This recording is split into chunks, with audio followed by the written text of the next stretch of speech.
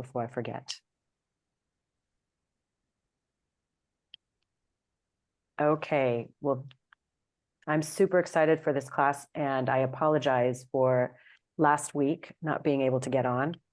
And I thank you guys for allowing that and opening the space. So thank you very much. And with that said, I'm going to start with an invocation. So I invite you guys. What I'm going to do is I'm going to go from this invocation into a sort of somatic meditation, where we're really going to get into our bodies to get as present as possible. So if you want to stay with your camera on, you can. If you choose to come off your camera, you can. But it's just in a place of getting comfortable. We are going to be doing a little bit of movement, so you know, but it's very simple movement right here. You do not have to leave your chair at all. It's going to be simple arm movement, simple rolls of the neck, of the head, just very gentle, okay? So I invite you now to just come into a comfortable position.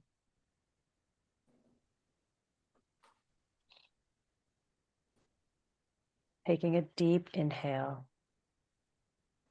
and then an exhale. Allowing for this present mind, body, soul, one connection to be exactly what it is.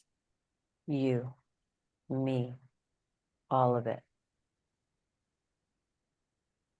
And so knowing that there is just this one divine, infinite consciousness, which I choose in this moment to call God, I just say thank you.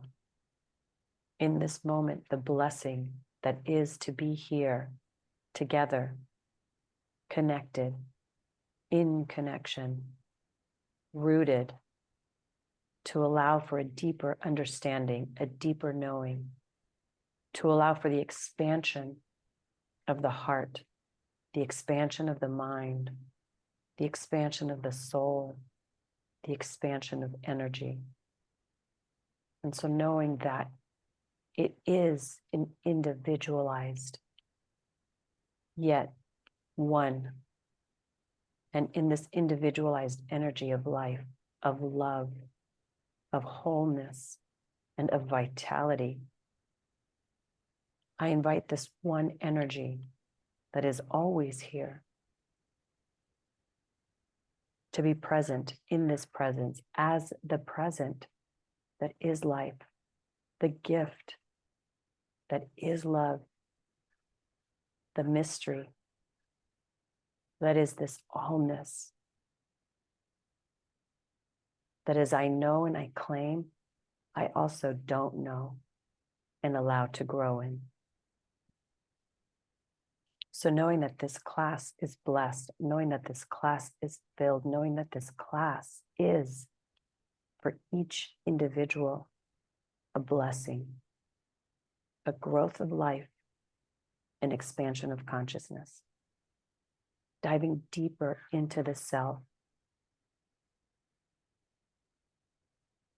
and taking this time to allow, to just allow for whatever needs to come through in service, always in service of the self with a capital S. So I allow this evening to roll through with beauty, with peace, with calm, with connection, with so much joy, and the inquiry into life.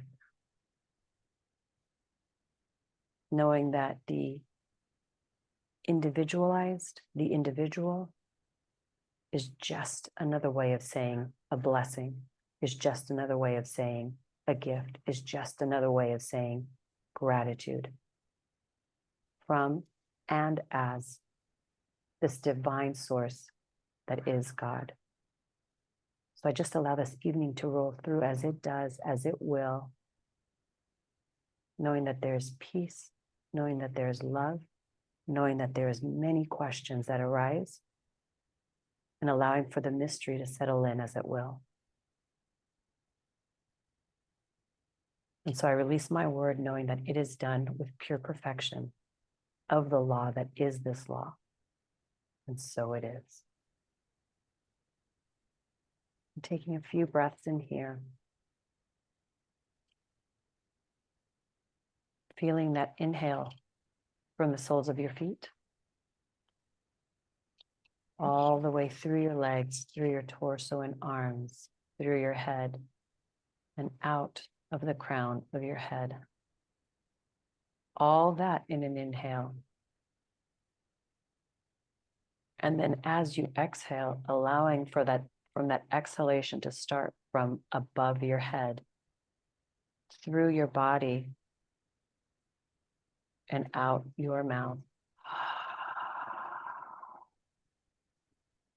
So again, taking that inhale from the roots, from the soles of your feet, through the nose, feeling that inhale through the legs, torso, arms, head, crown of your head. And then that exhale penetrating through that crown of your head, through your body, and out your mouth. And allow yourself to take a few more rounds just like this. Inhale through the nose. And exhale through the mouth.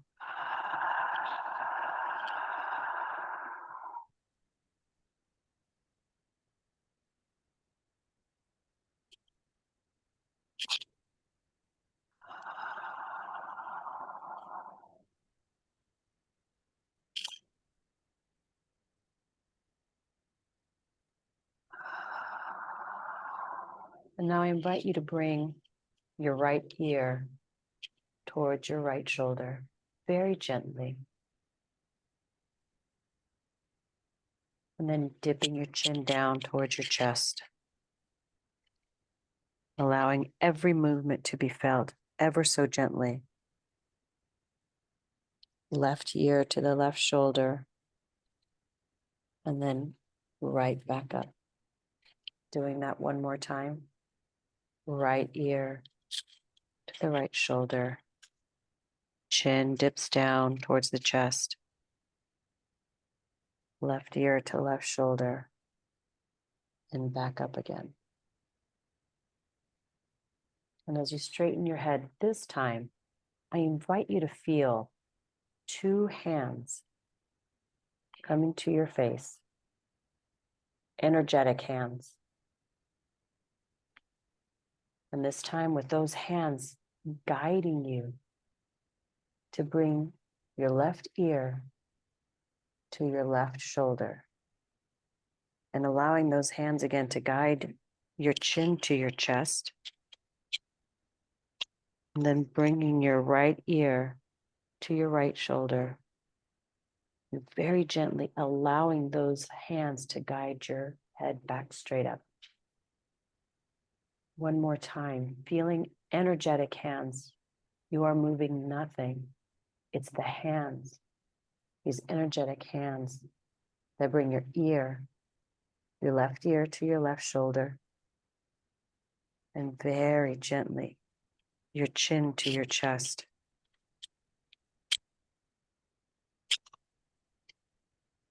And then your right ear to your right shoulder and back up again.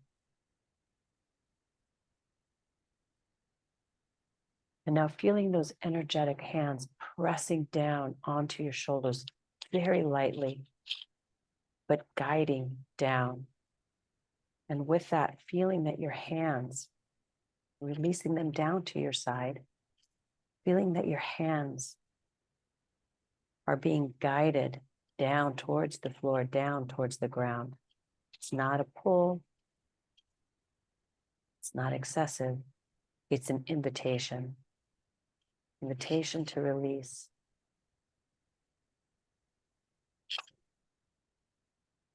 Your hands are to your side. Your shoulders are energetically being pressed down. And your hands are gently being guided.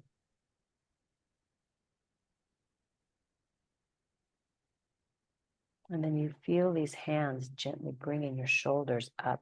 It's like an energy, it's like a force, bringing your shoulders up towards the sky.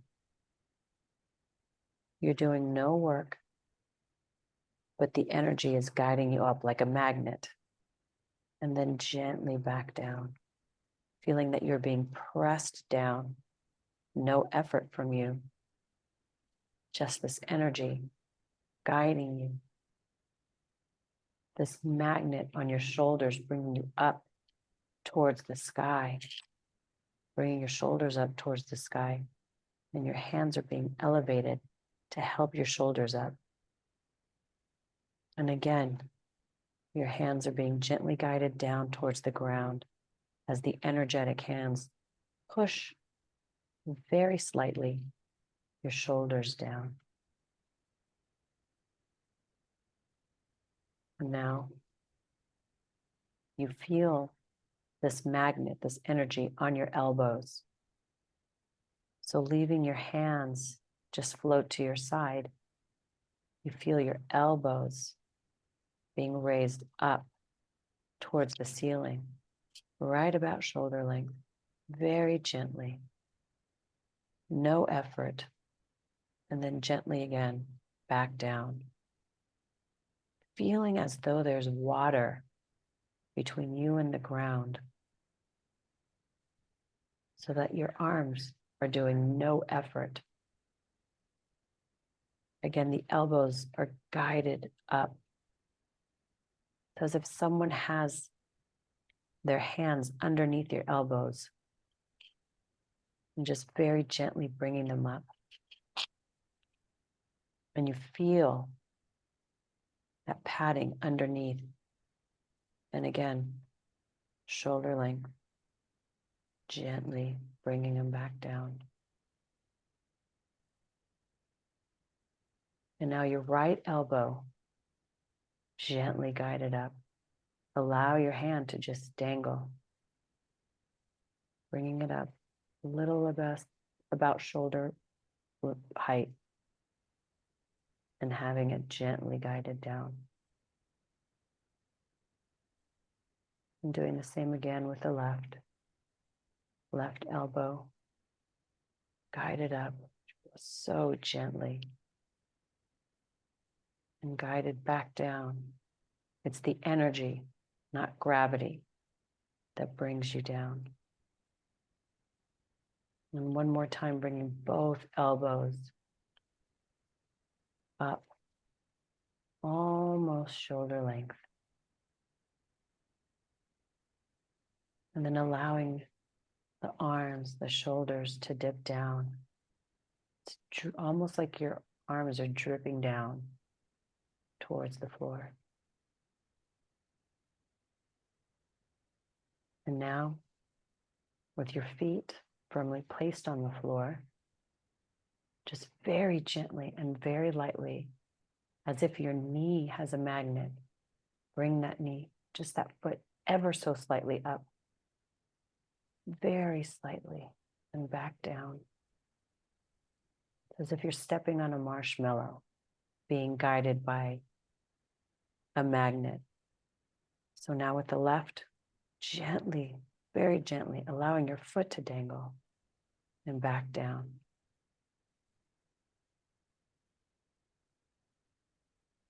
Right knee again, very gently up, just so that your foot slightly comes off the floor, but dangles. There's no effort from your foot. And back down. Left knee.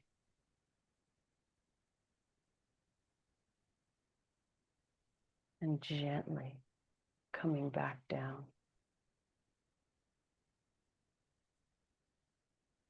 And then allowing your head to gently, with those guided hands, to fall forward towards your chest.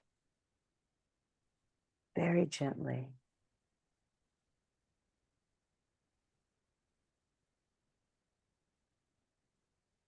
And staying here for a breath or two. And then having those hands, those energetic hands again, bring your crown of your head up towards the ceiling.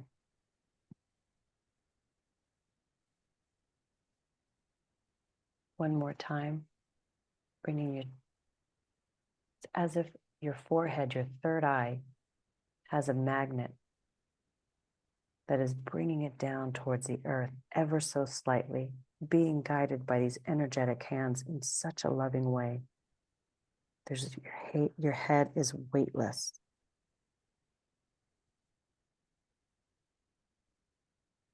And staying here for 1 or 2 breaths, if it feels comfortable for your neck. And then gently having it guided back up.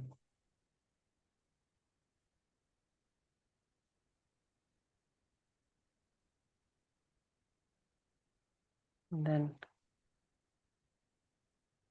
just moving very gently, side to side.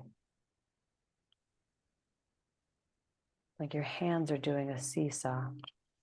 Left hand is gently being guided down and pulled back up. Right arm is gently guided down and pulled back up. Left hand gently being pulled down and back up. Right hand pulled down towards the ground and back up. And doing a couple more rounds side to side, very gently. Again, no effort. Your body's dangling. The only thing keeping yourself up is your chair. Everything else is being held and guided by this energetic force all around you. And you allow yourself to slip into it. Allow yourself to move through it.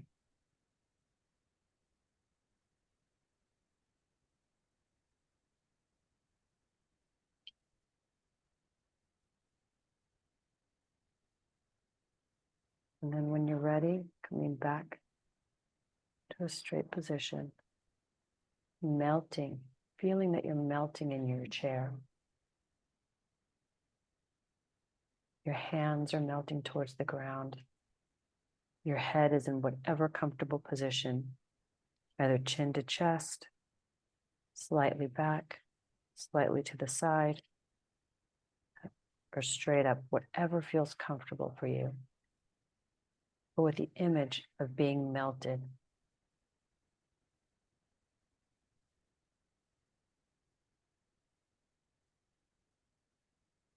When closing your mouth,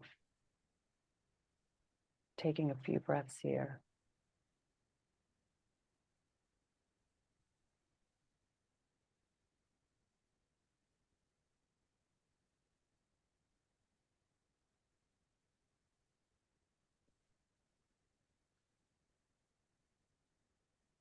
Allowing for the body to feel both rested and vital.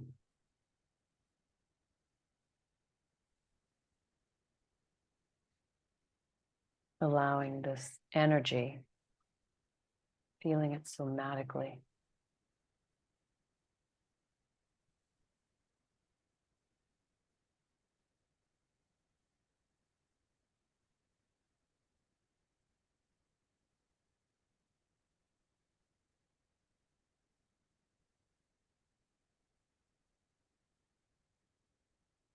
In this present moment, bringing your awareness right in between your eyes,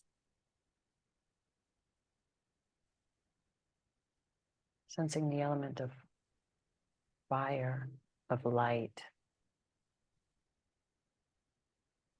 of sound,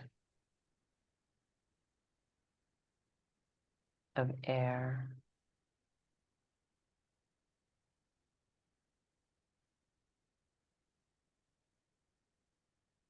And allowing that to expand through your body.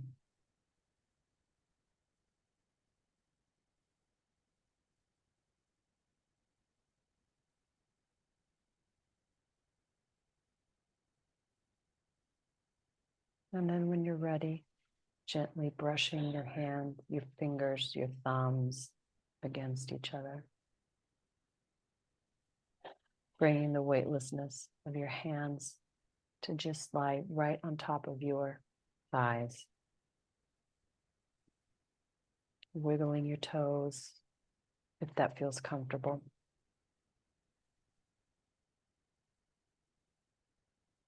And then just gently fluttering the eyes open.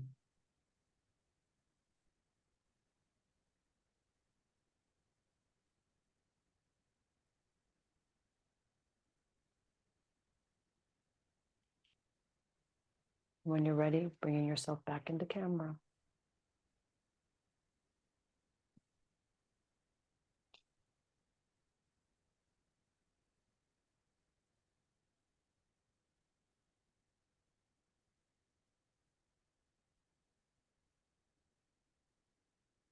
How did that feel for you guys?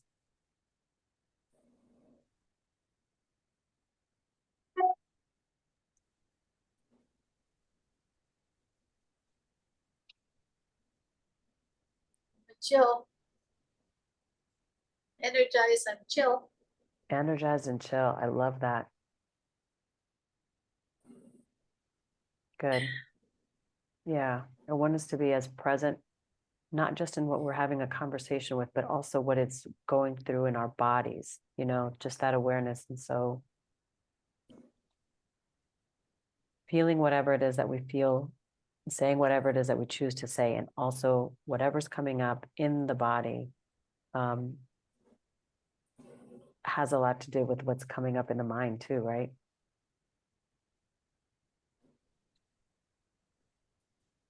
Okay. So as we do that, I wanted to start with the homework, specifically with your personal credo. Did anybody, I read some of your homeworks. I didn't get a chance to answer back, so thank you. Thank you and Amy, I got all your homeworks. Thank you, by the way. Anybody want to share their personal credo, even if it's not actually sharing your personal credo, but maybe what you went through in cultivating one? Maybe you're still working or drafting through it. The last class that we had, we talked about faith and personal credos, and this was in line with what Erwin Laszlo was talking about in his 16 points, to sort of be more directive with our energy, right? Donna, I like what you wrote, by the way, because you said, I'm not sure what I believe, but here's what I do believe and I do know. Do you want to talk about that? Okay, but the thing that was on my mind when you said about sharing about the process, I think I'm the queen of qualifiers. So I would think of something and I'd say, yes, yes, yes, but in this circumstance or whatever type of thing. So I found it really difficult to make a flat out statement without any reservations, any qualifications, no exceptions, that kind of thing. And so consequently, and I thought about the credo a lot. I'd be out driving and I'd think, what do I really believe? And I couldn't come to very many things other than a certainty about knowing that I'm a much loved spark of the divine. That to me is, I know that I know that I know that I know. But everything else is kind of, well, I'm not sure, But, I love that, because what you're basically saying is, you sat there and you thought about it. These aren't just words that you're going to say like, I'm going to stand by this. I'm going to do this. I'm going to believe in that. You thought about, what do I actually believe in? What do I stand by? Because I know the last class we talked about some of the credos that he had, and you said, but what if he was in the middle of a war? What if, would those still stand? And, I think that's why you went really deep with what it is that you believe as your personal credo. But in the end, you came with a knowing that you are divine. I would say that's a pretty powerful credo, wouldn't you? one of the few things that I'm certain about, and I knew that before, like I ever came to the sort of metaphysical science of mind stuff. I just knew it. And when you say you knew it, is it something that you actively, like you told yourself, this is what I know? Or is it like, oh, wow, I didn't realize this is what I know? No, it's because of the background that I come from, it's very experiential oriented. Hmm. It's not like, it's not a sort of philosophic theology in a way, and from experience, I just know that. I feel it, I know it, I don't question it. And the other thing I think I put on my thing was about kindness and respect toward others. Right. I love that. It's a little Simple. harder if it's not returned, but I think, an effort still has to be made. So Well, I think that when times are easy, it's easy to keep to some of whatever we choose to have our personal credos. And when times are difficult, that's really the challenge to go, yep, it might be difficult, but here is still what I believe. Thank you for sharing that. I appreciate it. We'll go back and we'll talk about the other part pressing of actually not to be able to give like a nice list of things, like that guy in the thing, what he had, like 25 things. And I thought, I don't think I could even get past 2. But you've got the 2 that are most important to you. And it starts with celebrating those. Listen, you may decide to, at the end of the year, you've got 20, who knows? Or you may just always have 2. But the point is, you're not trying for something to make it look good or because you think that it's okay. Giving it thought to what you know to be true for yourself is what counts. And that to me is a celebration, to know yourself and what your personal credo is in that sense. That's what I say. And like I said, we'll get to the homework because you had a couple of points. And I want to talk to you about the Neil Bohr quotes that you came up with also, because you read a little further in. So we'll talk about those also. Did anybody else want to talk about their personal credo? What, if you don't want to say what it is, perfectly fine. Maybe the journey, or if there was a resistance to it. Yes, Gail. I did. I had it in my wallet every day, and it was just soft thoughts, soft respond, loving thoughts, loving words, because I can get triggered to answer how people are. I was cool. I was great. I was chill for 2 weeks. I would go drive up north. Things didn't bug me. I was in that zone, and I took it out every day. I had my little card, and it was on me every day. Everywhere I went, I looked at it, and it really worked. Awesome. Like, it really worked, because I find all those joyful things and things that are small and dainty, and if you keep it present, it just worked. It worked. I had a big family party that I thought I'd get triggers, and I was outside. No, it was good. Yeah. Because it's almost, this is still in my yeah. I love that, Gail. Thank you so much for sharing and for walking around and being grounded in your credo. Oh yeah. That's just the ones to start. I have to go on, right? But it's good right now. That's right. That's right. Thank you for sharing. Anybody else want to share? Rustin, did you, yes, perfect timing. Yeah, I can just share, but it's nothing to do with credo. I don't even know what that means. I kind of picking up on what you guys have been talking about. I missed 2 weeks of this. The book that I had that Mark sent me, I don't have it anymore, so I don't have access to the readings. Yeah, lots of stuff, real bad stuff's been happening to me. My niece, 36, has breast cancer. She's got 2 brand new babies. I just recently have plantar fasciitis again. I can hardly walk. So it's just like, yeah, just all this shit's happening. But I think my credo is actually, if their yin and yang has light and dark, my existence is dark, and I accept it. And it's like, I represent the part that needs to be to have the other side, which is you guys. So it's just like my existence here just seems to always be shit, no matter what I do. So I'm just like, okay, I guess that's it. I guess maybe that's all I can do, and just just live this shit all the time and find some bright spots here and there. Like here's a weird one. So I was watching this, I don't know, philosophical debate with these two dudes. I find that stuff interesting. And one guy brought up the two words, new money, right? New money. And I was like, I was laying in my bed and then the spirit said, get up and write that down. So on my file folder at work, I don't know if you can see that, but it's huge, right? It says new money. So I was just like, I don't know why, but I wrote it down. Then the next day, my bank deposited $350 into my account. And that was the next day I wrote new money. And I was like, what the fuck is this, right? So I look up my account and it's a preferred package account. And if you do enough transactions within 6 months or whenever you signed up, which was 6 months ago, I signed this bank account, they give you $350 bonus. It's called a promotional bonus for doing business at the bank. I didn't even know about this. I just opened up a new bank account because I was having financial troubles with my other one.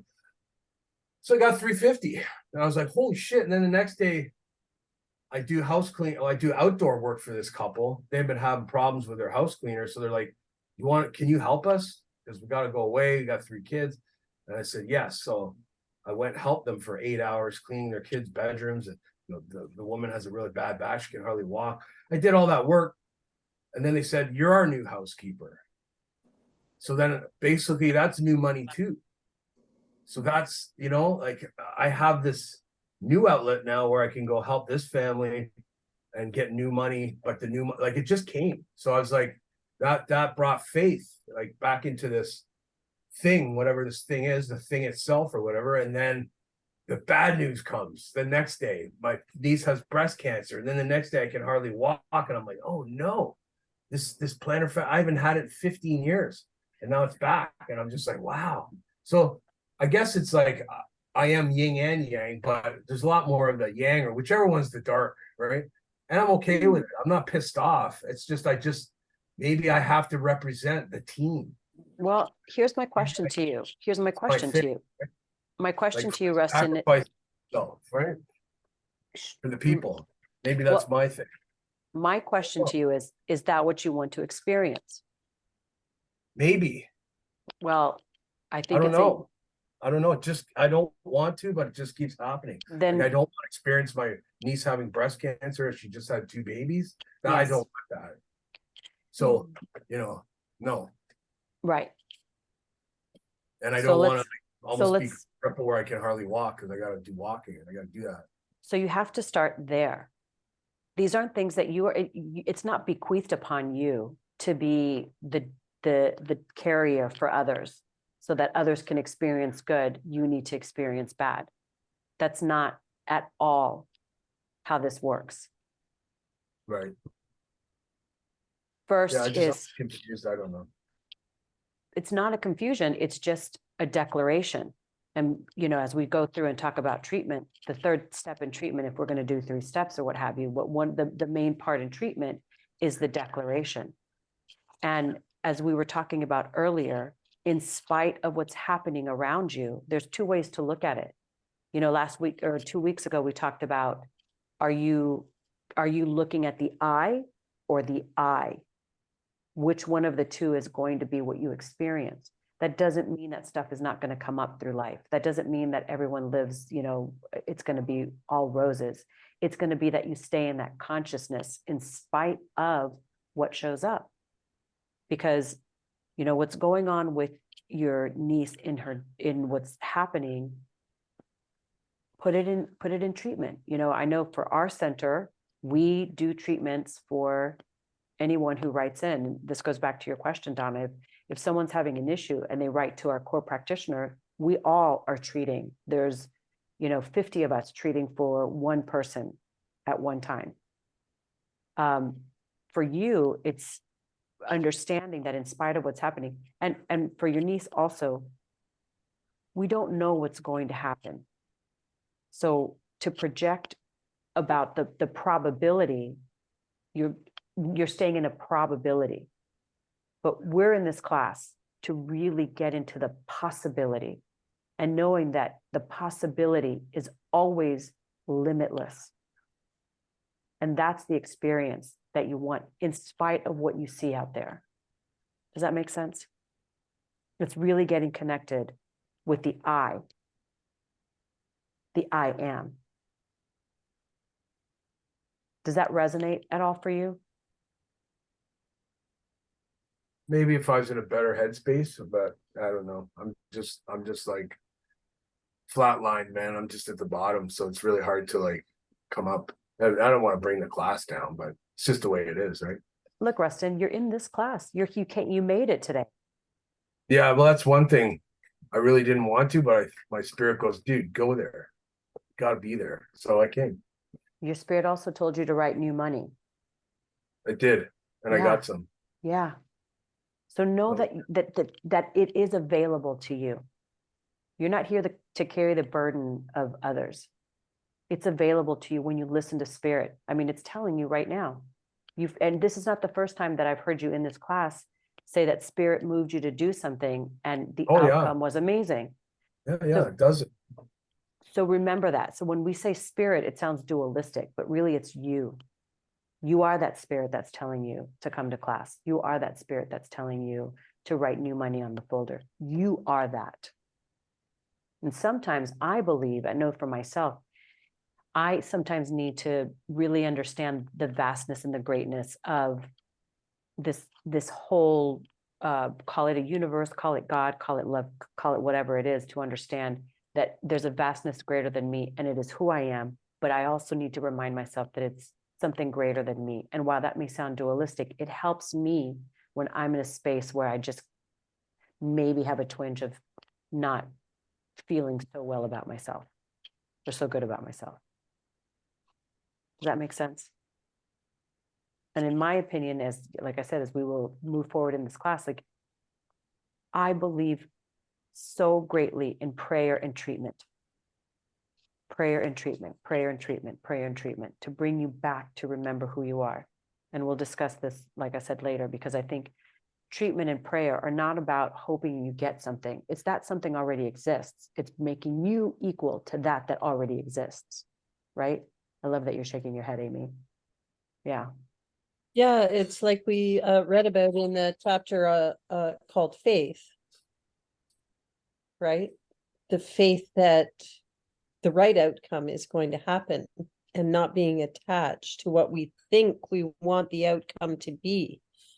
I mean, I don't know about anyone else, but I know that lots of times I've thought that my plan of what should happen didn't happen. And yet it turned out better still. Yeah. So in my philosophy, God's plan is always better than mine. I think I know, but I can only see from my own tiny perspective. Right. So that faith, and it doesn't always feel like, well, why would I have faith that it's a good thing that my cousin has cancer? But we don't know. So can I have faith that God has this covered? Mm-hmm. Can I have faith that the outcome that's for the best for everyone is turning out? And it's that, and that feeling of faith brings me peace. So Yes. I get blessed by that feeling of having faith. It's going to work out. God's got this. And it's almost, well, like Ernest Holmes says, that feeling is actually what now I'm putting out to the universe and drawing more of that to me. Right. That's right. Thank you. Amy, did you think about a personal credo at all? And it wasn't I didn't see it in your homework. No, I didn't see that part. But my credo is I am Amy, woman of peace, power, love, and healing. I love it. Thank you. And that was fast. Sounds like you've had that for a while. Monica? I didn't write out a personal credo, but what I've been saying to myself every day for a while now is that just awesome things are happening today. It's just awesome, way Yeah. beyond anything I could imagine. And even better. I think I like that expression. I think that it's just, and when I forget to say it, then I can find myself in a little bit of a suffering or in a space in my head where I'm not too happy, but it hasn't been happening very often. And some pretty awesome things have happened, and life is amazing. Yeah. Thank you for sharing that. I love that. Marg? So mine is more one that I struggle, like when I look at my growing edge, my struggle is like, if I say I am in the perfect, right, divine place and space, and I am, but I know that I struggle with that. I know that I'm constantly feeling like I'm worried. What do I need to do next? What do it's really hard for me to feel all is in divine order and I am in divine order. It's like I don't meditate enough. I feel like I'm kind of missing it. I feel like I'm, I totally believe that there's energy and divine light pouring into this world. And it's hard to catch it, Mhm. like that if you don't catch it, it pours on by, and so that's mine. It's sort of putting out there the thing that I would kind of like to be the case. I'd like to think I'm in the perfect right divine place. I'm in the perfect right flow of divine energy, and I feel like, well, would like to be there, and What if you, sometimes I catch it and sometimes I don't. and Fake it till you make it. that's right. That's right. But it sounds like it's something that still resonates with you, even though you aren't always in that present spot. It's something that resonates with you. Because the other version is you can always say there's a divine and right, there's a divine flow happening all the time, and if you take yourself out of the equation, is it easier to use that as a credo? Maybe, but And I know, yeah, and I know that some of the big changes in my life, there's been absolutely no doubt, like I always waffle with, well, should I do this or should I do this? Should I do this or should I do that? Where should I? And yet the big changes, when it came to, doing the tapping work that I do, that was just every time that showed up, it pulled me. yeah, When it came time to, how am I going to move that forward? Like leaving my corporate job and deciding to do that. And I was doing some training in that, and they said, so, all of the people who are training here, you're going to do this professionally, right? And you become a coach and you do that. And I just said, well, no, that doesn't work for me, because you just said a coach can't do this, this, and this. You can't work with. So therefore, I'm going to have to go and train. And it was sort of like, well, that's crazy. But it was just totally. And then when my job ended up packaging me out, it was just sort of, it just came in, well, it's the perfect right time to do this other path. Yeah. It's the universe telling me it's time. And I went to one university and I found, I didn't get into one that I thought was good. And it's, well, that's okay. That's not the right one then. And I got into another one, and it was just too isolating to be all of that. It was never thinking, well, it isn't going to work. Like lots of times in my life, it's sort of, well, if it doesn't work out, it isn't meant to be. But it was just sort of like, well, there's absolutely no doubt. So I quit that one. I do this other one that's better. I got halfway through that. It wasn't right for me. I do this. And so it's like everywhere along the line, that has been really important to me. And there's been like absolutely no doubt. When obstacles showed up, it was.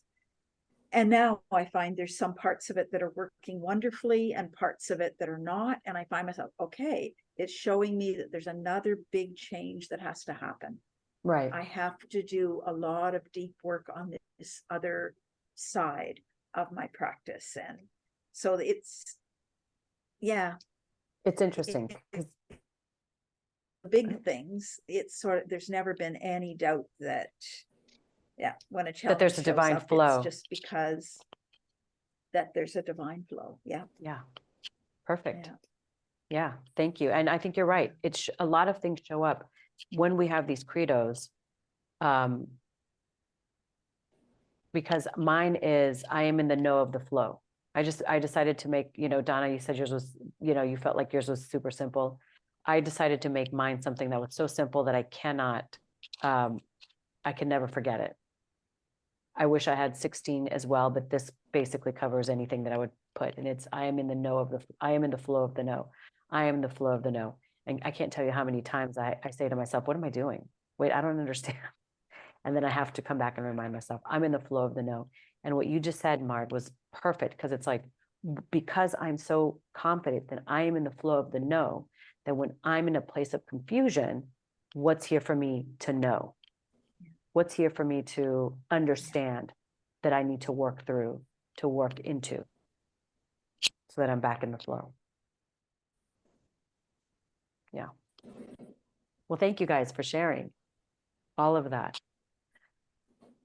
All right. Well, I wanted to start with Science of Mind. I asked you guys to read chapters.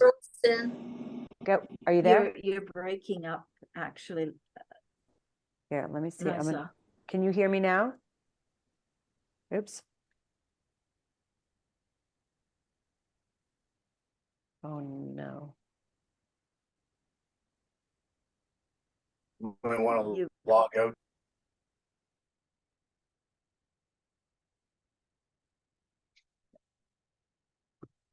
Are you guys there?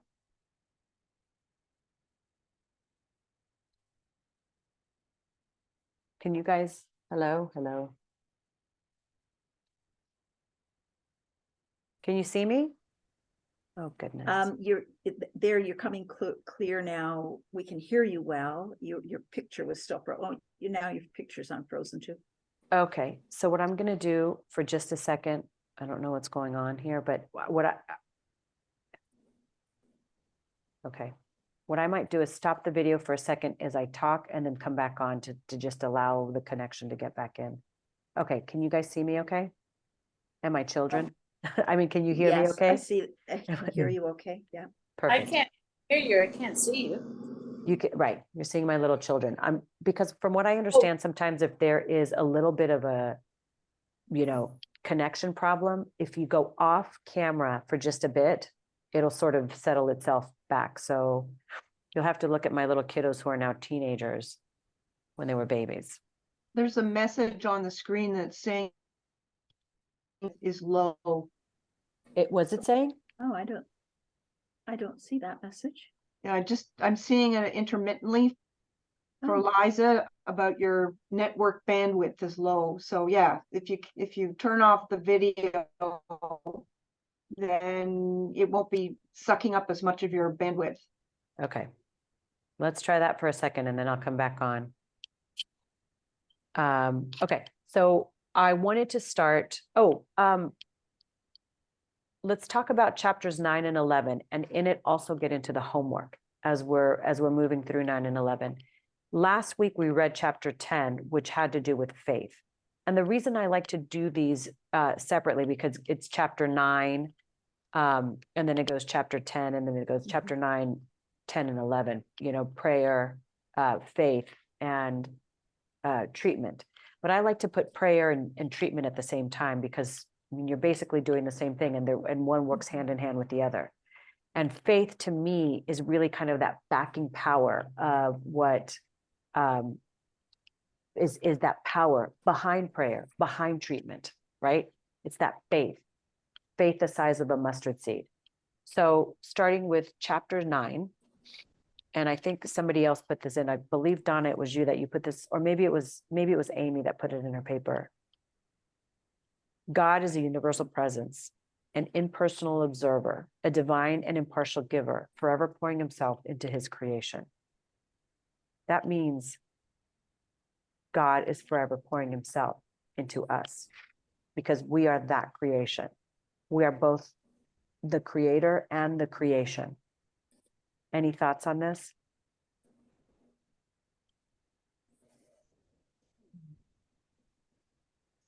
impactful. Was it, Amy, was that you who wrote it on your paper? Oh, no. I put it in mine. Oh, Donna, okay, thank you. Yeah, tell me why this spoke to you.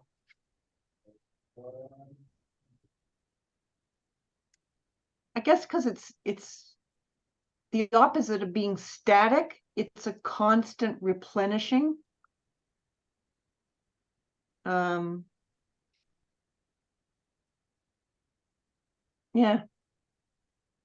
Like it's what can I say? I mean, when we think of something that's omnipresent, omnipotent, sometimes there's a little bit of a sense of static attached to it. But Mhm. when it talks about forever pouring himself, and we'll excuse the gender reference, but forever pouring itself or whatever into creation, there's that sense of like of refreshing, of newness, of expansion, of whatever. Right, That it's like ceaseless. right. And I like this last part too, because when I think of pouring himself, again, pouring itself into its creation, that's us. That's exactly who we are. We are that creation. We were created. And this presence, this divine impartial giver. I loved that phrase, divine and impartial giver. Forever pouring itself into his creation. Constantly, I'm constantly being showered and poured. It's not like, here you go, Liza, here's your limit. Now you yourself, now you're on your own, now you go figure it out. Even though it is a little bit like that because it's our individualized expression of it. But I get to constantly be washed over, as you said, Donna. I get to constantly be washed over and constantly changed. So there is no stagnation. So there is no, I'm too old, I'm too unhealthy, I'm too whatever it may be. I'm never too anything. And you know, Rustin, as we were talking about earlier, this is perfect. This you might actually want to write for yourself, because this power is constantly pouring itself into you. And as Donna mentioned, there is no stagnation. That means there's that constant pouring, bringing, and allowing, so that you get the opportunity to use it as you choose. What do you guys think? I think it's always a question of what do I want? And I think, you know, when I hear that phrase, it's like, wow, there's so much more possibility than I can imagine. And there's nothing to worry about. There's nothing to be concerned about. It's like, wow, it's going to be, you know, so much more. But it really shows that I have to tend to my consciousness always as to what am I able and what am I willing and what am I present to receive for myself and for the entire universe. And I love that Because you it's use, I love it's that you one use month. the word tend. I have to tend to my consciousness, much like you tend to a garden. Yeah. It's Yeah. constant. I have If to you nurture it. nurture it, constantly give Yeah. it life. If you want a plant to grow into, you know, if you want a seedling to grow into a flower or a plant or a tree, you have to nurture it and tend to it and give it attention. And it reminds me of Yeah. a quote. Oh my God, who said this quote? It was, the quote was something like, you become what you give your attention to. Mm-hmm. Mm-hmm. Yeah. You become what you give your attention to. And I think so many times we don't even realize what we're giving our attention to because it's given to us. Mm-hmm.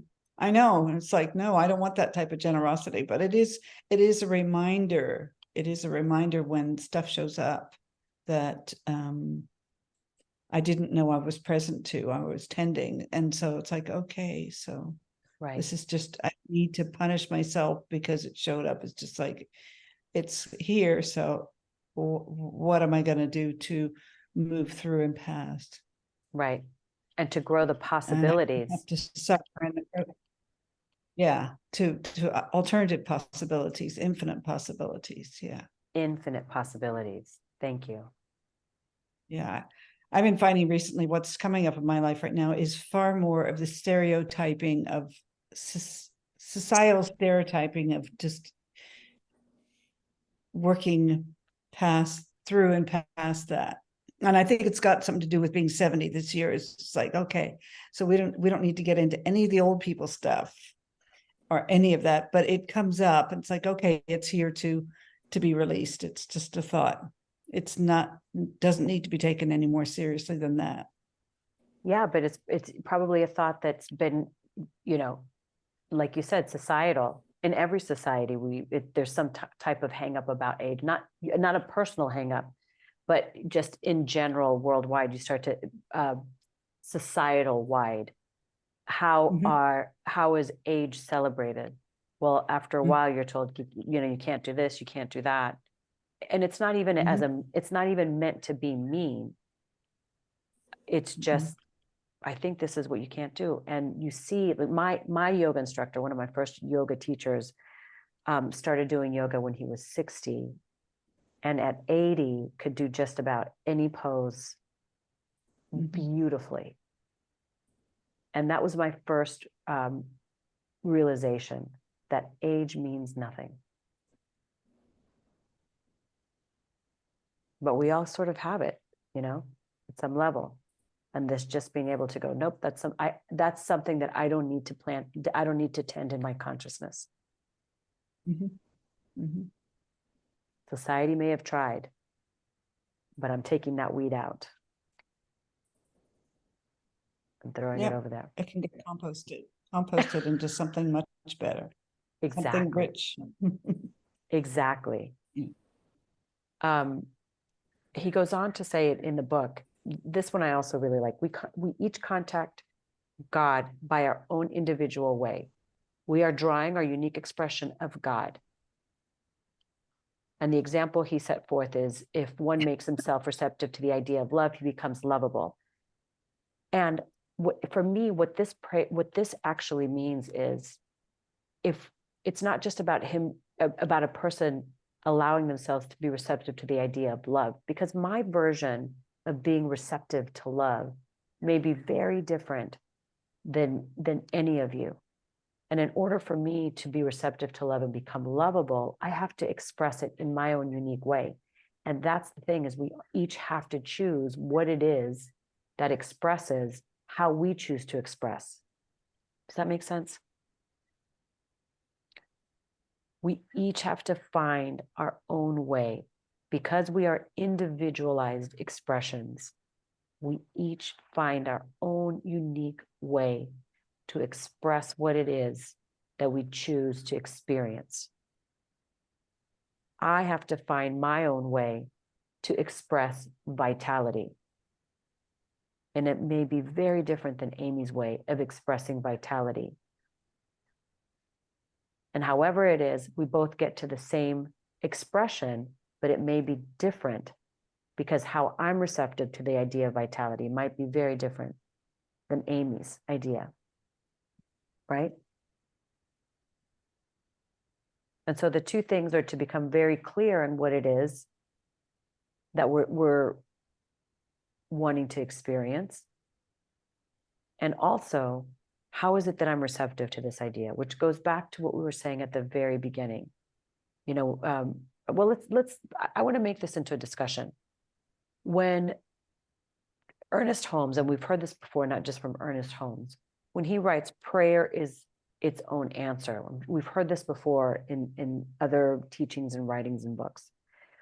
And he says, before our prayer is framed in words, God has already answered. Again, this is not novel. It's been discussed in other books. I want to ask, what does this mean for you? What does this mean for you when you read a phrase that says, prayer is its own answer? I mean, it sounds beautiful.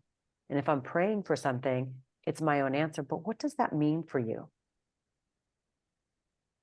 What does it mean that before our prayer is framed in words, God has already answered?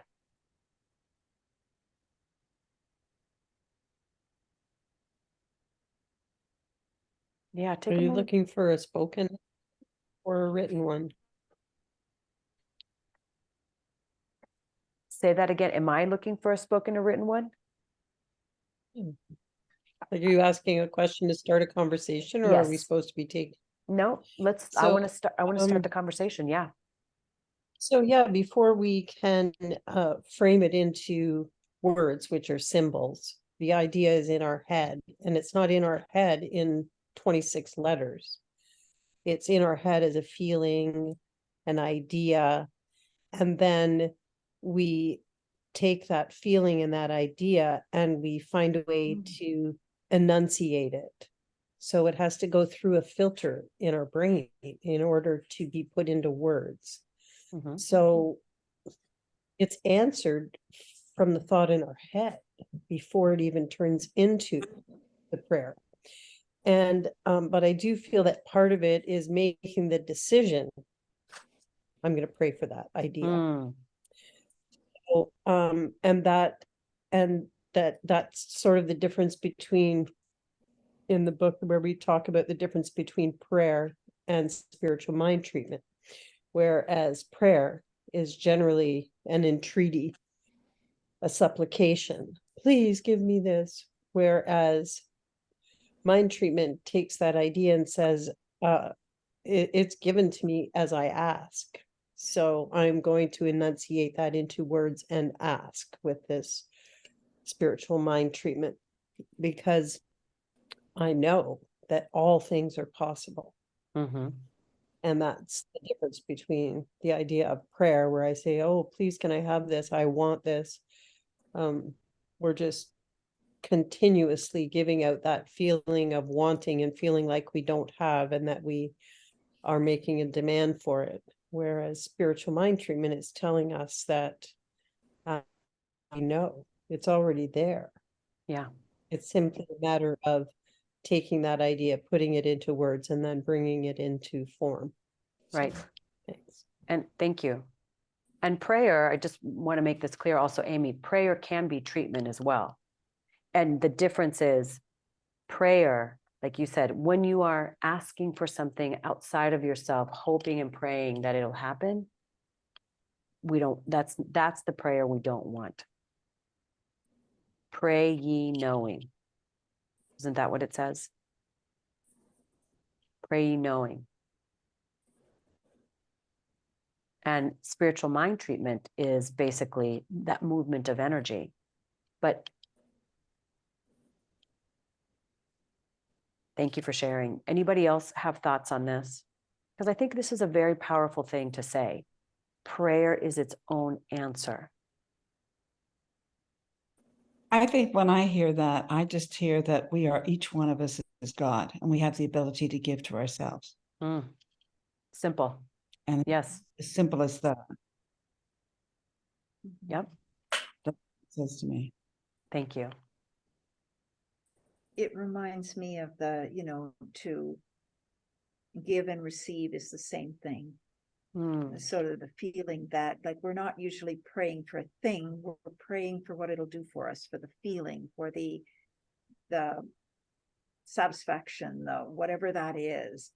And in order to make that movement of energy that brings the thing into it, you need to evoke that feeling. It's like we want rain because we want that feeling of abundance. And in order to get rain, you have to feel the rain, like, don't pray for rain, you pray rain. And Mhm. so, yeah, it's almost like it's that closing of the loop, Right. Yeah. Hmm. I like that. It's that closing of the loop. It's the thought that's had, and then the prayer comes, and then you understand that you've already gotten it.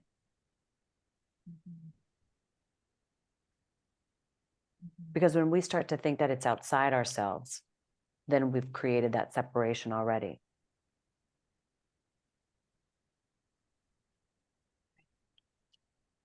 On page 152, he You're says, breaking up again. oh, here. Is that better? move my computer a little bit. Hopefully that'll help. Yeah. It is. There we go. Yeah.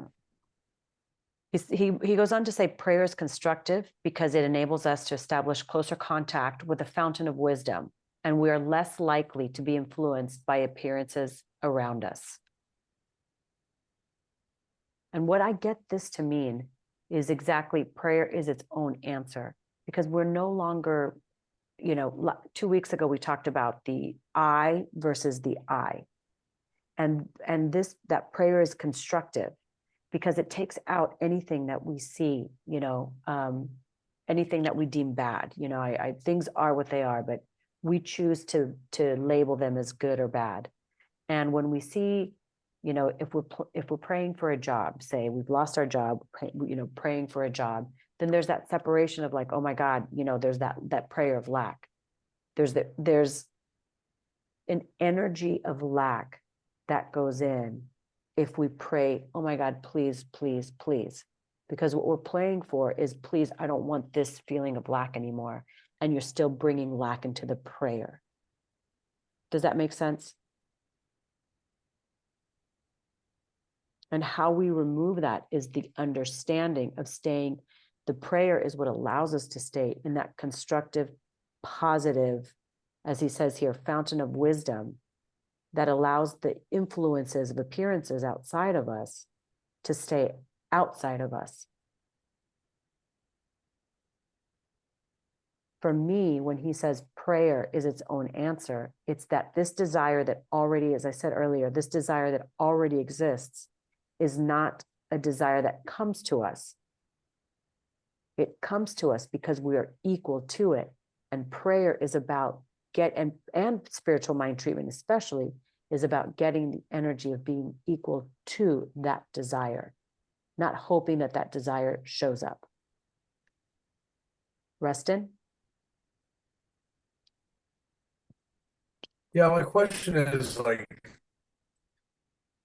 everyone's individualized, but there's no brain that's the same on this planet. So it's like maybe some brains can like handle this work or do stuff, then others they're not. Like there's people that, I'm not trying to label people, but there's Down syndrome brains and then there's coma brains, and like I just feel like maybe some brains aren't capable of fostering this thing.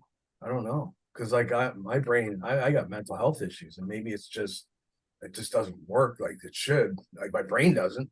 So maybe like it's just doesn't really ramp up to the speed it needs or something to fully activate it, or I don't know. It's hard. It's hard to. Don't you But think that Rustin? some of those conditions actually can make the veil even thinner? Being in a Or coma. thicker, right? Depending on the brain, right? I mean, like I said, everyone's different. Every brain, they're always trying to put everybody's brains in boxes. And in the school, everyone's got to do the same thing, or then you're sent to the office if you don't think. You question the teacher, you get in trouble. All this stuff, right? I think this is kind of saying that we have the ability to make that decision as to how we would like to direct our mind. That's what's called science of mind.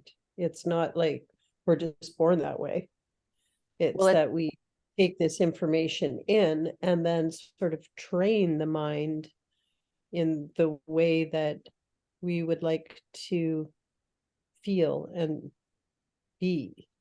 And But what about the people that like have this stay as like they say this person is, has a mental capacity of a 3-year-old, and they're 45 or they're 60 or whatever, but 3-year-olds are actually a lot closer to that. The veil is very thin when you're 3. Everything is right. Well, But they're not Rustin, well, I want right? to say But they're two an things. adult. Two right? things real quick. First of all, this is the science of mind, not the science of brain. So your brain, as logical as it is not what is actually resonating with the consciousness that's going on. So also to say someone that is, has Down syndrome or something else, just because it's something that you may not want to experience does not mean that they're not having the best life that they're having. Oh, We've- absolutely. But We've decided what's good or bad, or, worse or not.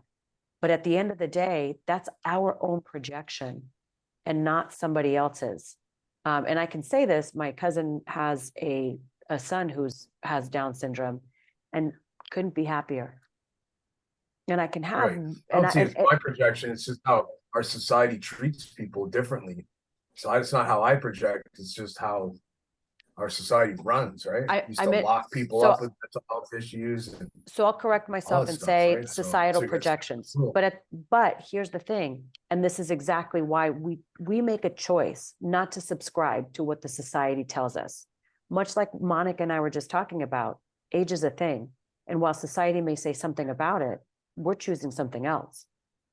And that's the approach that we bring as individualized.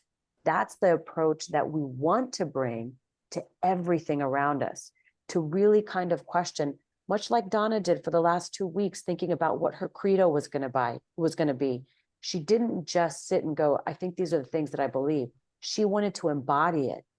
And it's, one thing is a philosophy and the other thing is to embody your philosophy. And that's what we're here to do, is embody this philosophy. And Rustin, I want to be clear.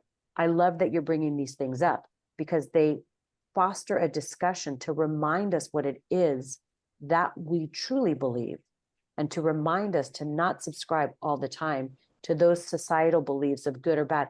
Like you said, my son learns differently than what would be considered the norm of what people learn. And the one thing that I have been very clear about since he was in elementary school is these are going to be his needs. It's okay, there was a time where writing with the left hand was completely frowned upon, and you had to learn to write with the right hand, right? That's out the window, and that's an old example. But we are moving in a direction that has us no longer being subscribed into a box, because we are choosing to experience something that I don't want to experience what, someone ages ago said was the right thing to experience, right? I want to experience something different. And because I want to experience something different, I need to open up the space to allow for others to experience something different. Does that make sense? Am I cutting out again? No, you're good. And Okay. how about that idea of that Down syndrome child and the happiness that they have? That's the energy that they're putting out, and that's the energy that they're getting back. And that is actually helpful to everyone in society. Absolutely. My buddy has a Down syndrome sister and she's amazing. Right. And just like hanging out with her is like the best. I almost wish that I was in that world and whatever that is. I was like, Well, isn't it possible that if they are in that state, they don't need to be able to understand this? They already are this philosophy. yeah, that's possible. Yeah. I And mean, I think, yeah, there is something about, I mean, you were saying, Amy, that there's states in which the veil is thin. And I totally believe that there's a veil between the physical and the non-physical. And yet in that non-physical, we sort of, I don't know, good and bad. There is positive and negative. There's the mind is crazy. I really get what Rustin is saying with that. Like there are,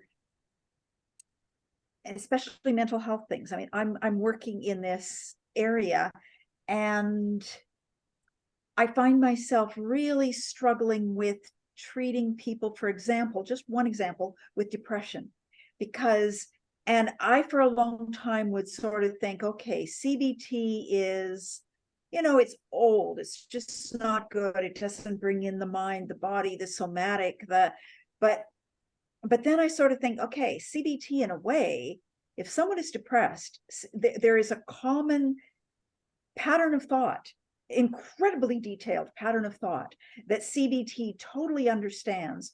How is it that people get into this exact same pattern of thought. And an effective way of treating is to start considering as if that's not you. You know, like there's, I don't know if this is, you know, there are very good therapists who will say, like, you really call someone to account with, do you believe everything you think? Like, it's true, your brain can be crazy. Don't believe everything you think. And so what is it that is that? It is an ego state. It is a negative thought pattern that is roaming this world. I'm working with a woman who is schizophrenic, and part of her problem with schizophrenia is, and she's lovely, she's my favorite person to work with, is that she had an incredibly abusive childhood, and in some way her veils became thin, and things that are not herself started walking in and causing havoc in her life, in her mind. And so we work with healing and releasing and healing those things into the light, not just telling them to get out, healing them into the light. It's not just there's only positive. It's true. This world is a crazy place. The thought patterns of ego are insane. You know, this, I am separated. I'm, you know, all of that. As I begin working with people, especially if they're people who have depression and big anxiety going on at the same time, I allow the possibility, and I will talk to people and I will tell them that, like, we'll work with your memories, your thoughts, your coping skills. There might be a possibility that some of what you're struggling with is not your own energy. It's just negative. You walked into sometimes a place, a room, a hospital, an emerge place, a bar, and you realize there's awful energy here. Like something's really negative here. It's off. And that off negative energy can glom onto people. So some of what you're struggling with is not you. And I do energetic work for people, healing that. And it's not nothing. It's really not nothing. People do have their own, like, I have to understand, I have to bring in, I have to make my choices, all of that. But also there can be negative energy, negative presence that isn't your own. And first step I think of is almost cleaning. When I'm working with people like that, it's like I bring people into my own prayer time in the morning, about 3 times a week, where I do my own meditation, and then I sit with a list of the people I'm working with, and I will say, does this person have any negative energy that's not their own with them right now, influencing them? Does this person, does this person, does this person? And often out of my list of 20 people, I'll get 6. And often they're the 6 that I've recently started with. And I'll get, yes, these people do. And then the world is connected. I speak directly to those energies, even though I'm in my own place. And I heal those energies into light. And then the next day I will work with that same person, they'll have it back. And then the next day they'll have it back. And then the next day they're clear. And the next day they have it back. And then for 3 days in a row, they're clear. And then they have it back. And several weeks later, that person never shows up on that list again. And then they start saying, you know, yeah, I'm just plain feeling better. I've been doing the tapping, I'm doing self-care, but sometimes it's just, I don't know why. And we talk about that sometimes, like that part of this energy was not your own. And so you're working with your own now. You're making different choices, you're doing things, but also I've been working with lifting some of it that's not yours, and starting to have people get a feel for an energy.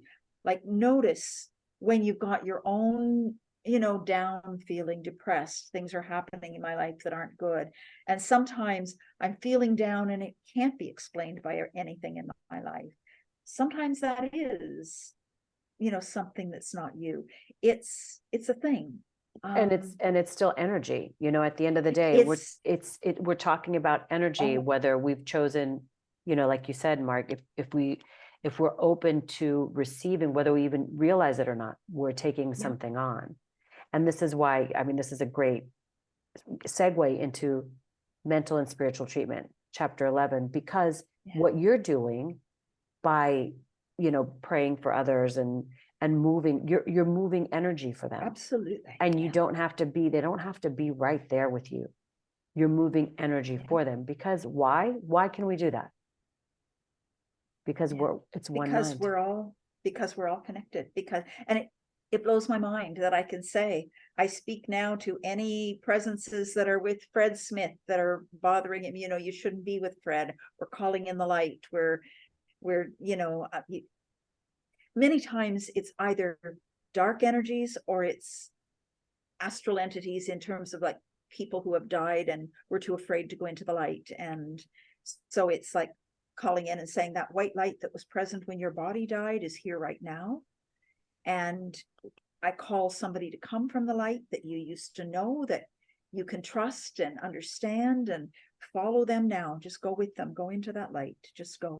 Right. And it's, yeah, because there is no difference. I can just, yeah, it And- blows my mind in a way, and it's magic. And it makes sense. Yes. It blows your mind and it makes sense. And it goes back to, again, because when we understand who we are, Right. when we remember who we are, then we remember who everybody else is. If I know who I am, I know who everybody else is. And if I'm in that space, that's where I can create the magic. Right. That's Yeah. that's where it comes from. Yeah. Yeah. Thank you. And I mean, I go back and forth between I am God and I have all the power, and connecting in with higher being, you know, with higher beings. But it's Well, yeah. and that's what I said at the beginning. I sometimes need, I believe in this one divine source. I believe we are all Right. individualized. Yes. I know this. I know this. I know this. Yeah. And there are times where I feel like I'm sitting in my own muck and have to create that separation to understand there is this divine power greater than me that I get to use, because I am that power. And right now, what I'm experiencing, I don't want to experience. And when I want to move forward, I find a practitioner that I can speak to. I Mhm. find a friend that I can talk to, someone who will bring me back to the truth. Because it's easy to get lost in reality with a small r, because we're, you know, we're witnessing what's happening around us and making that, you know, the energy, the God, or what have you, instead of our own desire. Yeah. Yeah. Well, so going into spiritual mind treatment, what I want to ask, my next discussion that I'd love to have with you guys, or maybe, let's see, it's 5 o'clock. Okay. Why don't we do this? Let's take a quick break here, and we'll get into chapter 11 really quickly, and then we'll move into this new chapter in What is Consciousness, because next week I'm just going to have you finish that chapter. We won't do any science of mind, because for me, this chapter by Dose is one of my favorite chapters. I just feel like he straddles the line for me personally between spirituality, the consciousness of spirituality, and what it means in its bigger scope. I personally love it. So I want to get into this first part of that chapter, which really wasn't that much, but I do want to talk about treatment, because I want to talk about argumentative versus realization, and how we bring this into our own world, our own life. So let's take 10 minutes. We'll be back here at 8:15 your time. We'll talk about spiritual mind treatment and get into what is consciousness. Sounds interesting. I think, Rustin, are you familiar with Thor Chalgren? No, He is a practitioner, recently minted practitioner at the Global Truth Center in Los Angeles. right? And he wrote a book and did a TED Talk recently. His TED Talk, I think, was in February, maybe. Right. And he's doing what did he say? 4 to 6 week workshop, I think, writing a Right. book, and he wrote a book, which was great. Are you taking the class, Amy? Oh, why could you hear it? Oh, yeah. Totally. Yeah. For the whole thing. I was like, whoa, what's going on here? Who's I talking? don't know how. I wasn't started- sharing screen. It's because your volume was on. You didn't mute yourself. And I was like, Oh, because I logged out and logged back in by accident. yeah, I thought maybe there's someone else talking at the meeting. And I was like, what's going on here? Oh, well, putting in a plug for one of There you did. Global You did Truth it. Center LA's. You I did a love good it. job at that. Thor's a good friend of mine, and I'm super excited. I'm gonna be taking his class, but I have to take it not on the days that he's doing it. Even though they're going into class 3 this week. So starting it late and excited too, by the way. Bon appetit, Mark. Started June 15th, it said, yeah. Yeah, it already started, and I talked to him. I said, I want to do it. He said, just do the recordings, and I'll probably be able to do the last class, but just I haven't been able to get on the first 2 classes. So Good, I'm we can excited. play catch up together. yes, and he's a great teacher, really great teacher. Okay, so let's get into spiritual mind treatment. I had this quote from Epictetus that I love. It says, "You can't learn what you think you already know." Such a great quote, in my opinion. You can't learn what you think you already know. I know So- nothing. Now what can I know? Exactly. It's so hard for people to say that. I know for the longest time, it was so hard for me to admit that I didn't know something.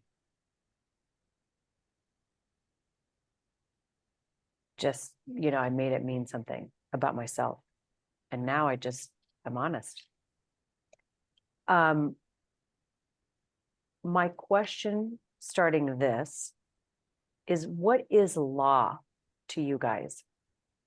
What do you consider, what is law? What does law mean to you? The neutral force that acts upon what I have in my mind. Like I was saying about prayer, the idea in my mind, this neutral energy transforms that into matter, Right. and form.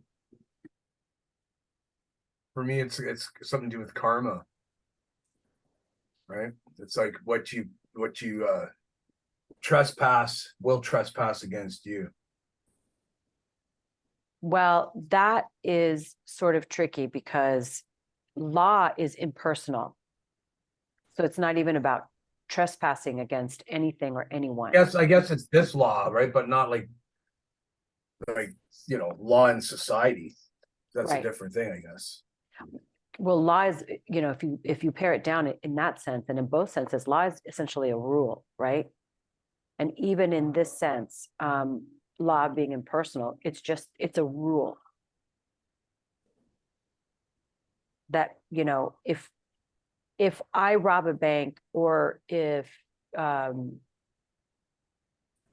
the Dalai Lama robs a bank, we're both in trouble for it, right? We've both done something we shouldn't do.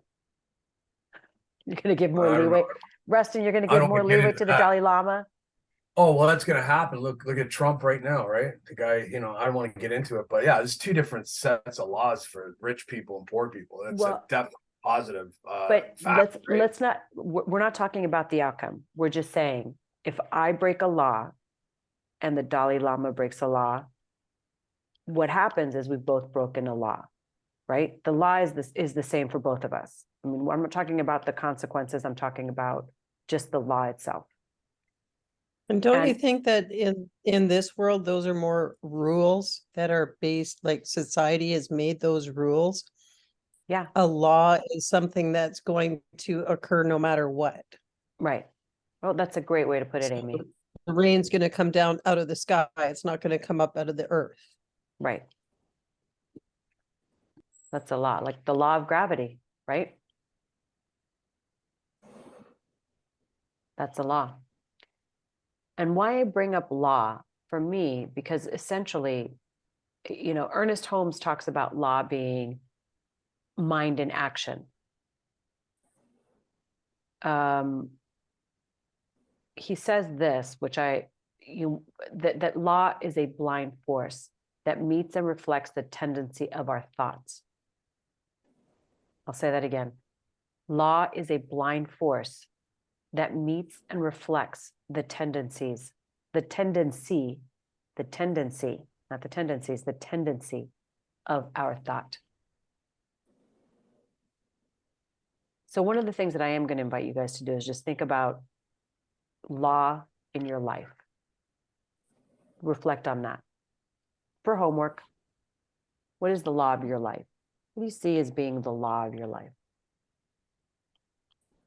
What are those certainties? What is that blind force? Now, I bring this up because for me, in this class, which is the energy of choice, it could really be substituted for the energy of law. And that to me is also what treatment is. Treatment is a law.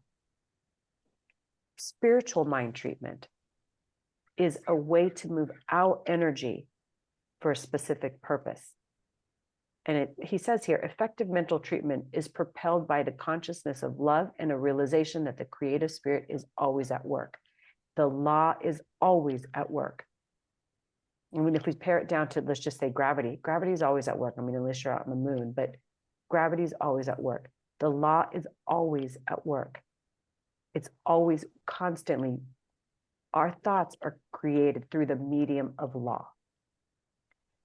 Spiritual mind treatment is what shapes and changes the energy by which we choose to experience or create something. Does that make sense? Yeah, the choice is mine and the responsibility of what I choose is mine. Right.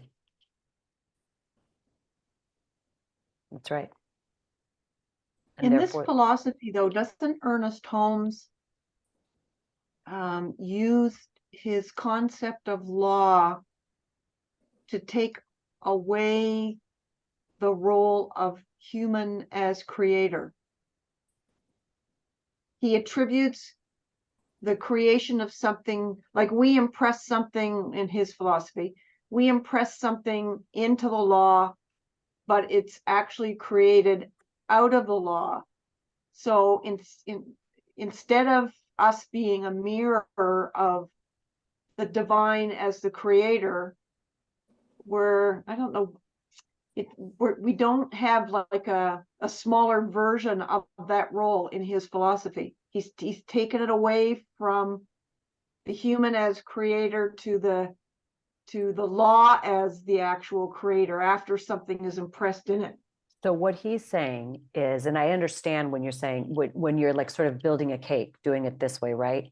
There's thought, law, form, or thought, law, form, you know, in those ways. And it seems like it's separate. But it's, first of all, it's all one thing. It's all the same. And the separation only happens so that you can check and see how it is that the law works, because it's not that he's taking away our way, our version of creating. We are creating. It's just that the law is creating by the tendency of our thought and not necessarily by what it is that we want to create. So if I am trying to create, for instance, if I would like a treatment for a job, but I'm only contemplating lack would be what would show up, because that is the tendency of my belief. And when I go into treatment, it's to, first of all, you turn away from the condition, but secondly, it's about shifting my energy into what it is that I'd like to experience. So, you know, the example of the seed, the soil, and the tree. So the law would be the soil, the seed would be the thought, and the tree would be the expression of that through, because the seed can't just become a tree without the soil, right? The soil is what it grows in. Does that help a little, Donna? Does that make it? I think Maybe. if Ernest Holmes was here on this Zoom call and you said to him directly, does man create? He would probably say no. I would beg to differ. And as a matter of fact, I think in one of his last books, he writes about our responsibility to create. And I will find it Well, that would be because, helpful. yes, Because I will. I'm not getting that from the actual textbook, that he's making a different kind of distinction about when we're involved, who or what is actually creating. And I get the impression that he would say it's the law that creates. We impress something into law, but the actual creation of the thing is not directly from us. The law, But it can't be created without that. So we have to be there first. I So- also think his thinking is evolving throughout his life. And I think some of his later lectures, he's very clear that there's very, very clear. But we're Mhm. only one piece of creation. Creation was unfolding before, after. If we are so unwise as to nuke this planet and disappear, creation will continue. right, And to me, it makes sense that we can move the tendency of creation, but I don't know. It makes sense to me, we do not create. There was a joke that our minister told one time about this brilliant scientist who decided that he unlocked the secrets of the universe, and he was brilliant, and he decided it was him, and he hurled a challenge to God and said, God, I too can create life. I have unlocked the secrets of the universe, and I can create life. And so God said, okay, I will take you up on that challenge. And so they met on one time, and God picked up a handful of dirt and hurled it out and created life. And this, Professor Oppenheim picked up a handful of dirt, and God says, whoop, get your own dirt.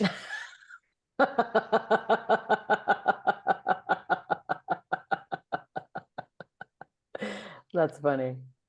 Yeah. And to me, it's kind of, it's something we move the expression, but yeah, I too find we create.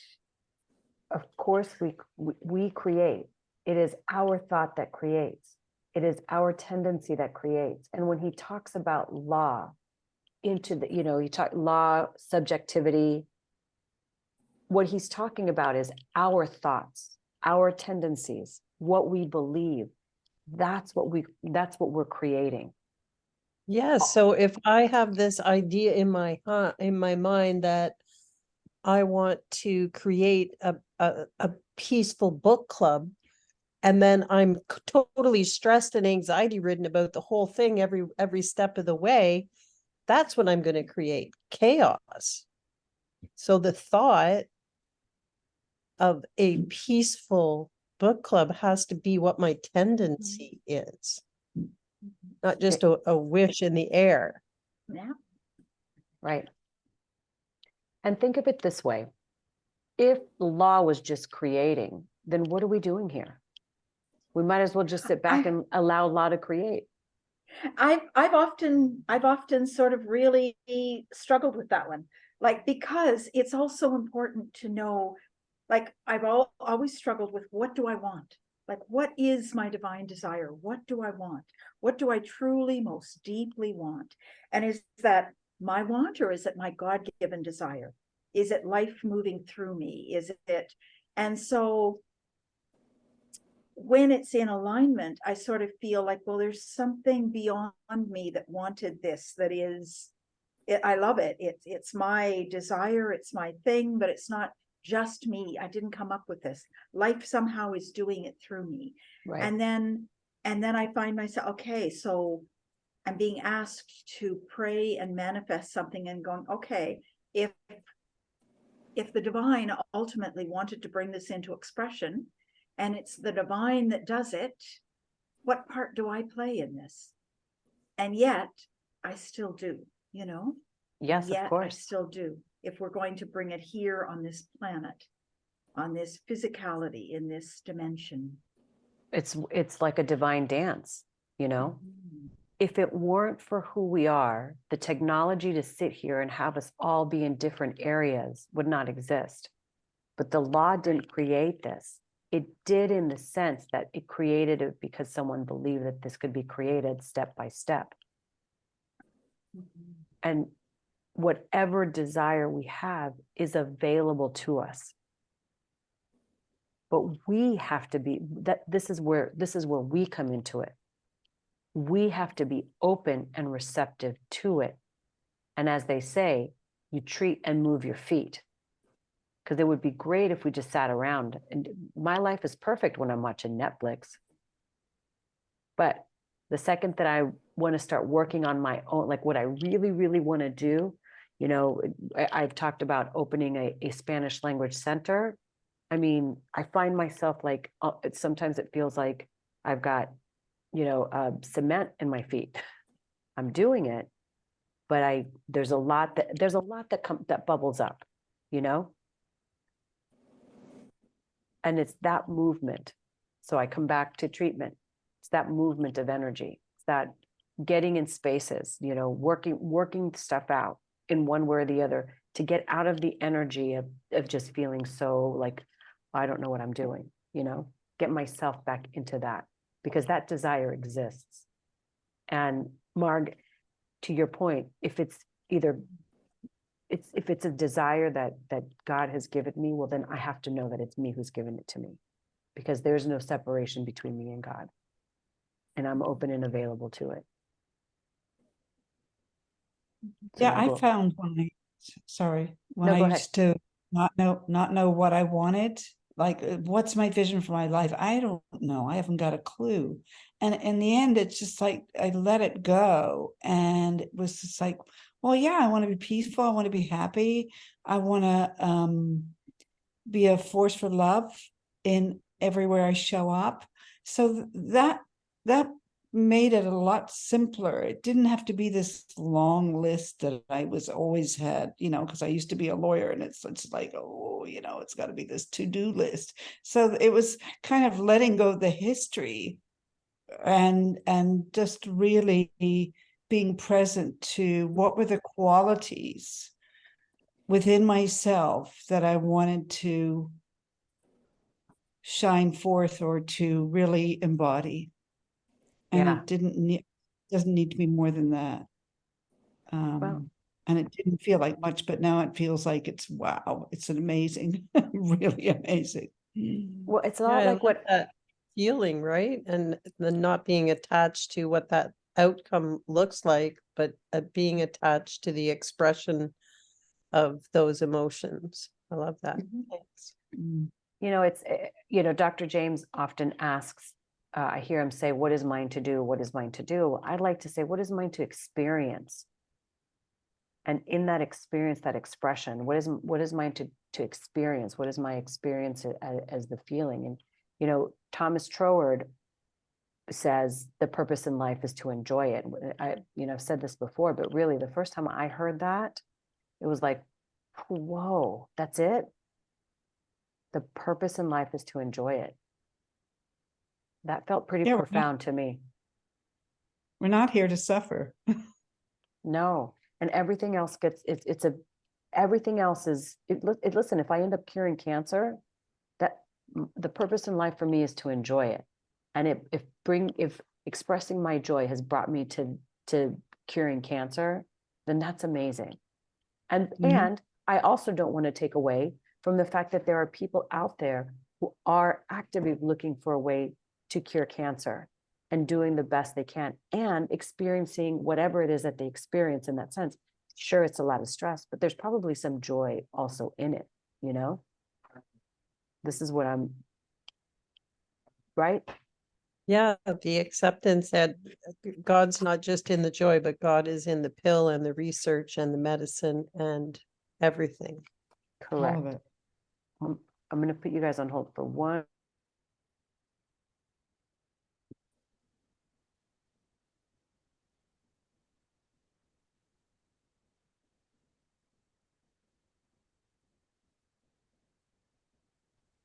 Okay, back.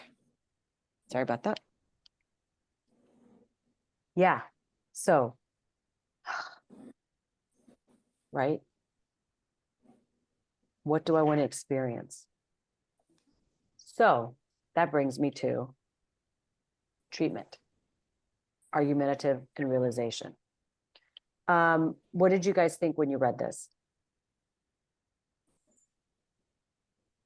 About treatments? Did anything show up for you? Were you drawn more towards one over the other when you read the explanation of what it meant to do an argumentative versus realization treatment? I prefer not the argumentative treatment. You know, if we're turning away from the condition, then I don't see the point in kind of bringing the condition into the whole process. Right. So when I do treatment, I don't do that. You don't bring the condition in. No. Yeah.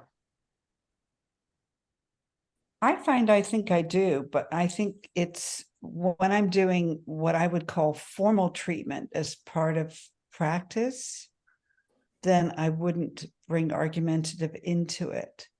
But if I'm stuck, or if I'm just going about my day and something comes up, sometimes I'm just saying, well, that is simply not the truth. It's just simply not the truth. And we're not going there right now. We're not going anywhere near that because that's not truth. But then if my mind goes back to it, then I know I have some stuff that I need to, I'm at the early stages, so I'm dealing with the resistance, if you like, rather than treat the resistance, rather than the whatever it is that I want to shift out of.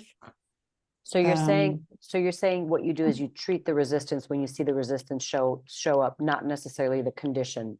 Is that right? Yeah, I don't know what the condition is. If it's a rumination, say rumination is what I'm doing, Mm-hmm. then I'm looking at that and saying, okay, you're attached to something here right now. Right. I actually don't know what it is.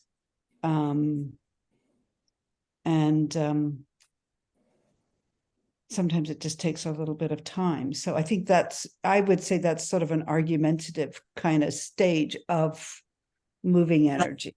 Right. Because I'm not in consciousness to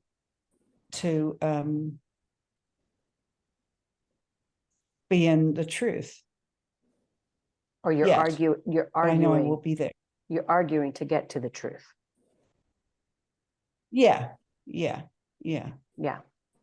And that's why I find it, what I find funny is two things. One, we practice, 5-step treatment, realization is usually is the version, is what we do. But Ernest Holmes here never talks about the steps of treatment. It's something that religious science sort of brought into it, but he does talk about argumentative versus realization.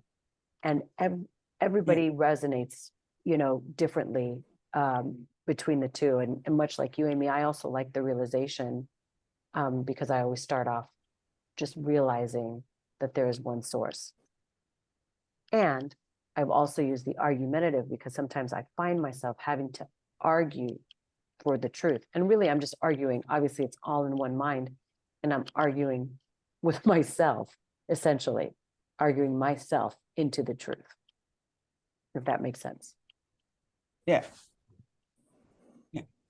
So I wanted to see what, Gail, any thoughts? When you read this? I'm still not getting it all about treatment.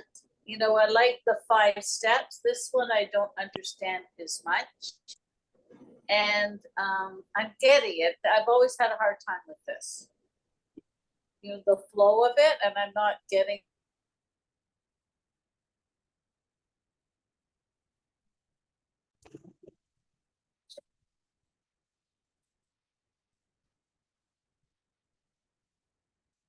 Can you hear me? Can you guys hear me?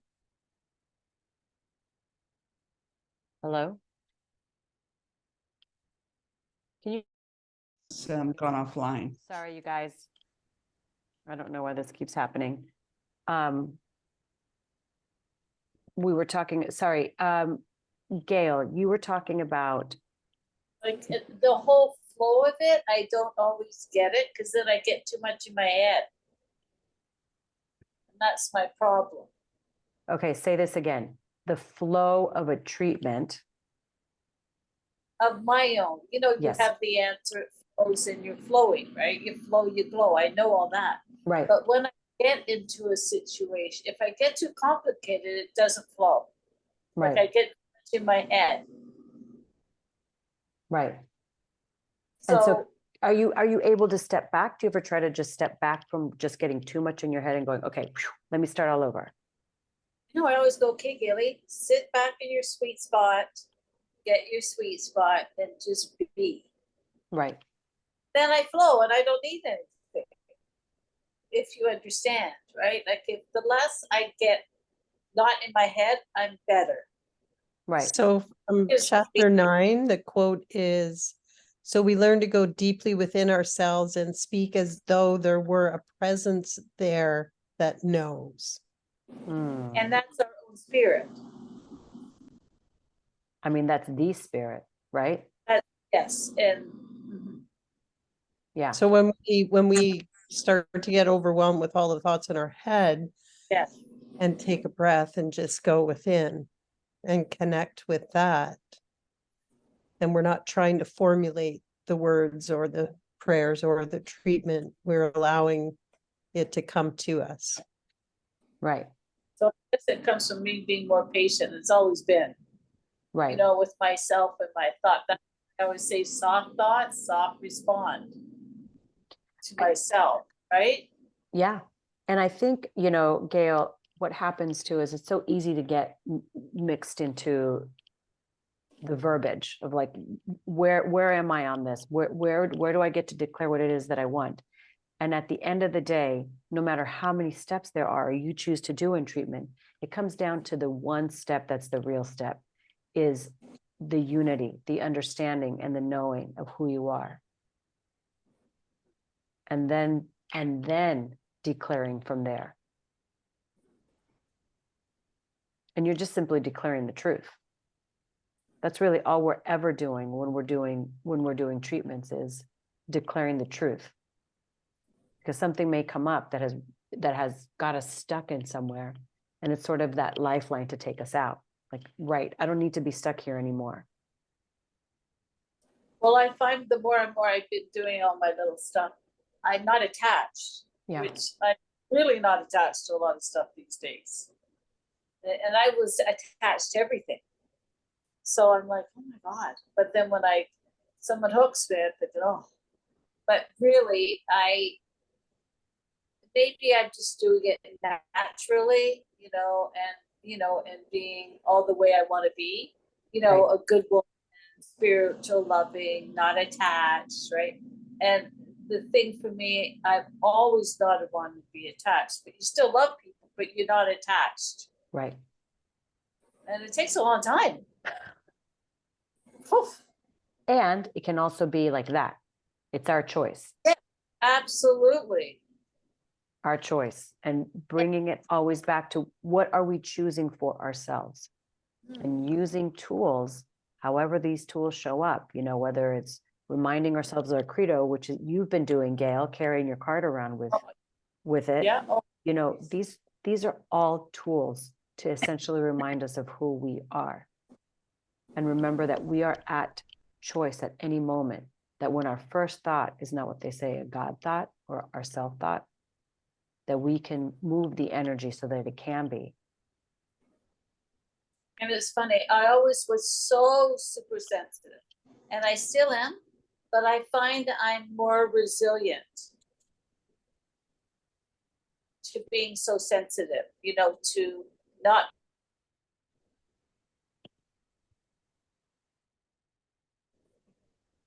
It's maybe a growth.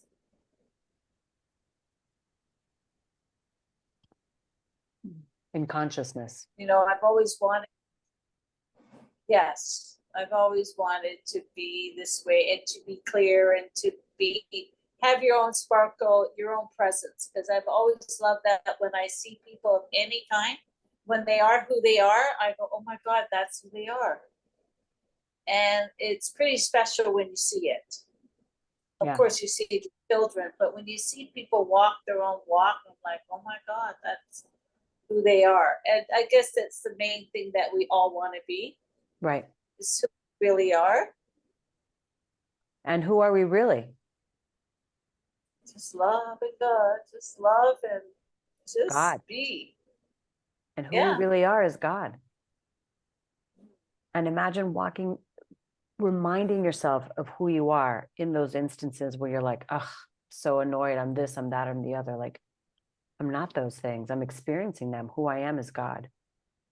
And it's funny, the more I seem to get spiritually and emotionally healthy, I can see when people are bent out of shape to it. I'm like, oh, look at what they're doing to themselves. And I'm thinking, oh, poor them. That's where your compassion comes in. Right. And Mhm. understanding this is in their experience of what it is that they need. Because I always think, look, at the end of the day, we're all in a sort of a spiritual GPS that at some level tends to autocorrect, whether it happens now or in another, at some other point. We are all just consciousness. We are all just God experiencing individualized, and at the level that we choose. As human beings, we deem things good or bad, feeling sorry for others for whatever reasons, but it's for us to shift energy. And we're here, as I've said before, as we have a responsibility, not just to ourselves, but to everybody else. Sorry, my computer keeps saying funny things. That's how I feel. I want to. Sometimes I'm so heavy with my energy. Could be the humidity here, guys. It's so hot.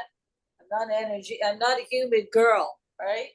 But sometimes I'm getting older, so I sometimes have to give myself a break. I can't go 90 miles an hour all the time. But sometimes I get so heavy, and I think, just be up and light. Just be up and light. That's why I've always said that to myself, right? My whole life. Right. Bring yourself back to who you are. Bring yourself back to who you are. I said, bring yourself back to who you are. Bring yourself back to who you are. Bring yourself back. Remember who you are. One of our pillars. Remember who you are. And that I am that I am is your choice. So I'm realizing that we've got 10 minutes left. We will not get to, because I want to just quickly go over the 5 steps. I have a slide to show, but I think because of the internet connection here, what I'll do is I'll send it to you guys. We'll go over it here and I'll send it to you guys. And then we'll do the entire Laodicea chapter next week, because I think it's a really wonderful chapter. And Donna will get into what you wrote and we talked about, or you mentioned in your paper about this, and you too, Amy, about some of the things that you found in this particular section, which wasn't really that long. And part of the reason I did that was because I knew we were reading 2 chapters from Science of Mind. So to just quickly go over, and I know that you guys all know this, but I do want to go over it very quickly, is the 5 steps. I shouldn't say that I know you guys know. Maybe you don't. Maybe you need the refresher. It's all great. 5 steps of treatment. And the first one always starts with the realization, or we've heard it called the realization, the recognition, the identification, any of those things. But basically it's the unity. It's the unit. I don't want to say unification. It used to be unification, but because then that sort of means that there are 2 separate entities, you and there is no you and, it's just this oneness, or you or I really is what it is. The first step is the recognition, the realization that is who you are. step one. You recognize, you realize it is who you are. Well, first of all, for step one is you recognize this one power that is everything. So the first step is the recognition. I tend to blend the two together, and oh,